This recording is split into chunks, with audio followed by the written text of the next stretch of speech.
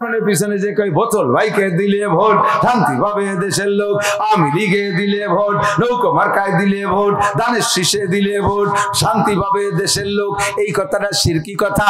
শান্তির মালিক তুমি না। আল্লাহ কয় ফালিয়াবুদু রাব্ব হাযাল বাইত আল্লাযী আত'আমাহুম মিন জু ওয়া আমানাহুম মিন কাউফ। শান্তি তোমার দুইটা জিনিসের নাম, একটা হলো প্রয়োজনীয় সামগ্রী, করায় ক্ষমতার ভিতরে অ্যাভেলেবেল পাওয়া। বুঝেন নাই? শান্তি কয় জিনিসের নাম? মাত্র দুইটা জিনিসের নাম শান্তি। আরে আমার দিক তাকায় না, মাত্র দুইটা জিনিসের নাম শান্তি। কয়টা? একটা হলো প্রয়োজনীয় সামগ্রী, অল এভরিথিং, দাম, চাল, মাছ, ডাল, চাল, পিঁয়াজ, কদু, লাউ, সিম, দালান কোটা, গাড়ি বাড়ি, যত যা কিছু লাগে আমার প্রয়োজনীয় সামগ্রী ক্রয় ক্ষমতার ভিতরে অ্যাভেলেবেল পাওয়া, এটা হলো 1 নাম্বার। 2 নম্বর, আমাকে নিরাপদ জীবন যাপনের ব্যবস্থা হওয়া। 1 কোটি টাকা নিয়ে এখন রওনা দিয়ে চলে যাব খুলনা 0 পয়েন্টে, রাস্তায় বড় বড় ফাঁকা আছে, কেউ আমারে শালাক হয়ে দাঁড় করবে না।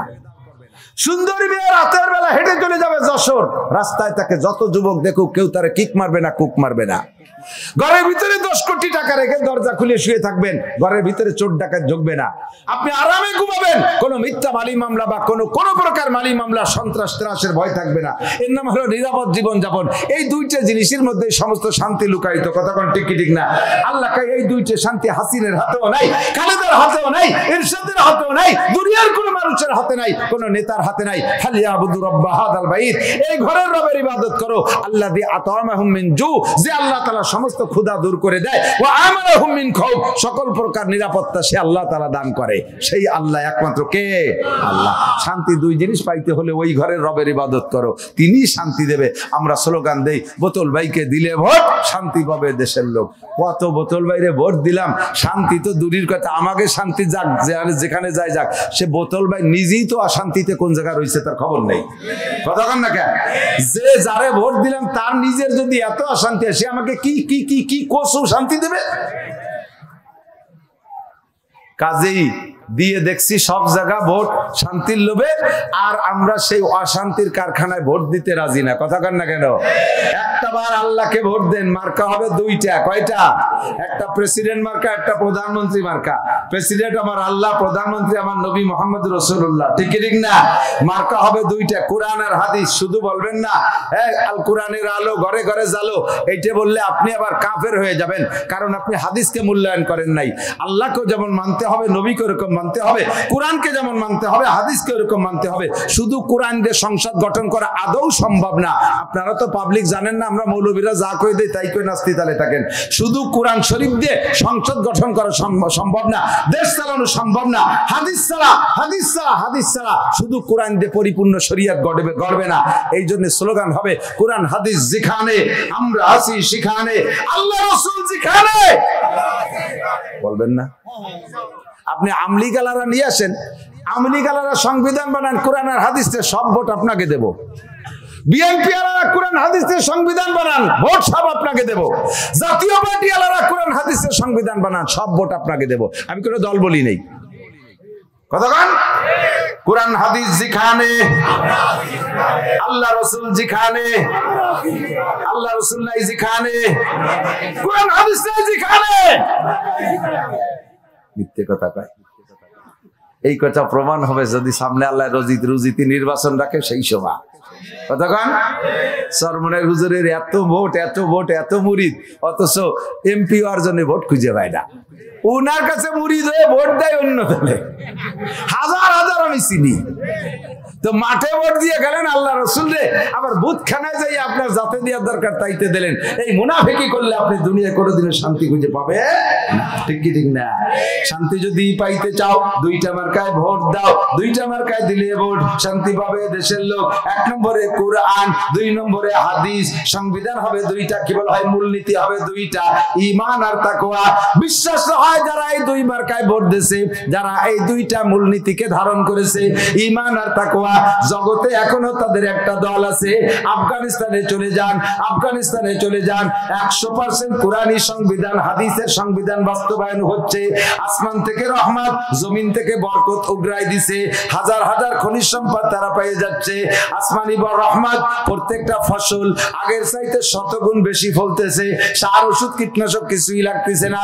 মাত্র 2-2.5 বছরের ভিতরে আফগানের মুদ্রার দাম সারা পৃথিবীতে রোল নাম্বার 3, 1 নম্বর 2 নম্বর 3 নম্বর মর্যাদা আছে আফগানের মুদ্রা।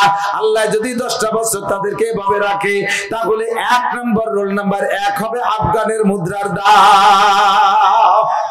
বাংলাদেশ সবচাইতে সুন্দর দেশ, এ দেশের মাটি সোনার চাইতে খাঁটি, এর ভিতরে উর্বর শক্তি বেশি, এ জায়গা আল্লাহ সবকিছু বেশি দেবে।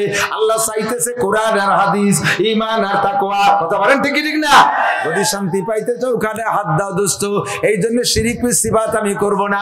দুনিয়ার কোন মানুষে ভোট দিলে শান্তি পাওয়া যায় এই স্লোগান জীবনে কোনোদিন দেব ঠিক কিনা?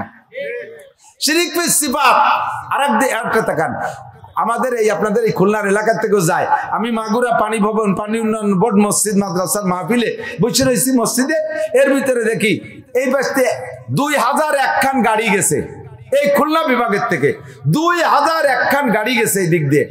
এই গাড়িতে যাত্রী যারা যাইতেছে আমাদের ফরিদপুর যাইতেছে, যেখানে যাওয়ার দরকার সেই জায়গায় আছে, প্রত্যেকের গলায় পীর সাহেবের ছবি ঝুলানো। এই অবস্থায় নামাজ তো 99% পড়ে না, এর ভিতরে 20-20 জন নামাজ পড়তে গেছে, পীর সাহেবের ছবিও গলায় ঝুলানো। পীর সাহেবের কাছে মুরিদ হয়, সে জায়গা মুরিদ হলি ছেলে হয়, মেয়ে হয়, ধন সম্পদ হয়, ধনী হওয়া যায়, এমপি হওয়া যায়, মন্ত্রী হওয়া যায়, চেয়ারম্যান হওয়া যায়। এই আকীদা নিয়ে যদি কোনো পীরের কাছে মুরিদ হয়, ওই লোকটা মুশরিক, ওই লোকটা শিরক সিফাতের মধ্যে আছে।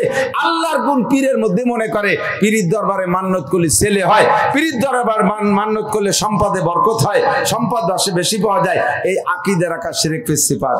একে টাইমে সব জায়গা দেখার ক্ষমতা কার? একে টাইমে সব জায়গা ক্ষমতা নিয়ে উপস্থিত হওয়ার ক্ষমতা কার? যদি বলি আমি মিলাদ পড়তে গেলে দুরুদ পড়লে এই জায়গায় রসুল এসে হাজির হয়ে যায়, তাহলে এইটা আল্লাহর গুণ রসুলের মধ্যে আপনি দাবি করতেছেন, আপনিও মুশরিক হয়ে গেছেন। নামাজ পড়েন আর দুরুদ পড়েন, 1 সেকেন্ডও ভেস্তে যেতে পারবেন না, আপনি শিরক সিফাতের ভিতরে মশগুল আছেন। আল্লাহ আল্লাহ হেফাজত করুক, বলেন আমিন। আমি আর কখনো শিরক সিফাত করব। 3 নম্বর হলো শিরক ফিল ইবাদত। এদিক তাকান, এই জায়গা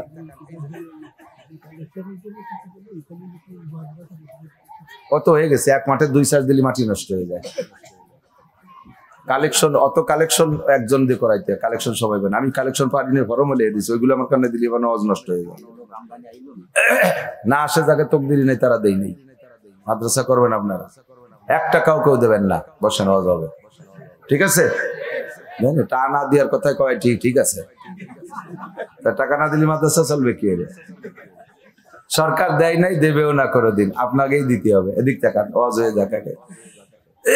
যত ভালো ওয়াজ করি শ্রোতাদের চাহিদা মিটবে, শ্রোতাদের জরুরত মিটবে, কিন্তু কর্তৃপক্ষের দান্দায় আসলে টাকা উঠে দেবে কোন সময়, টাকা না হলে পারবো না। আমি কালেকশন আগেও করি না, পরেও করি না, কোনোদিন পারি না। ফর্মে লিখে দিছি, কালেকশন করতে পারি না। আমারে দাওয়াত দিতে হলে, আমাদের ওয়াজ করাইতে হলে 2টি জিনিস খেয়াল রাখতে। 1 নম্বর আমার কালেকশনের জিম্মাদারি ওয়াজ হবে না, 2 নম্বরে টাইম ওভার হয়ে গেলে আমি ওয়াজ করতে পারি না। আমি যে টাইম লিখে দেবো ওই টাইম আমারে দিতে হবে, নইলে আমার আর কথা থাকে না, খুব নষ্ট হয়ে যায়, মন খারাপ হয়ে যায়। সবকিছু মিলে প্রতিকূল থাকলে ওয়াজ করা যায় না। আমি যেটা বলতে চাইছি সেটা হলো মানুষকে গুনাহ থেকে বাঁচানো সবচেয়ে বড় ইবাদত। হযরত আবু হুরায়রা রাদিয়াল্লাহু আনহু বলেন, হুজুর একদিন আমাদেরকে ডেকে বলতেছেন, আমি 5টা কথা বলবো, কে নিবা?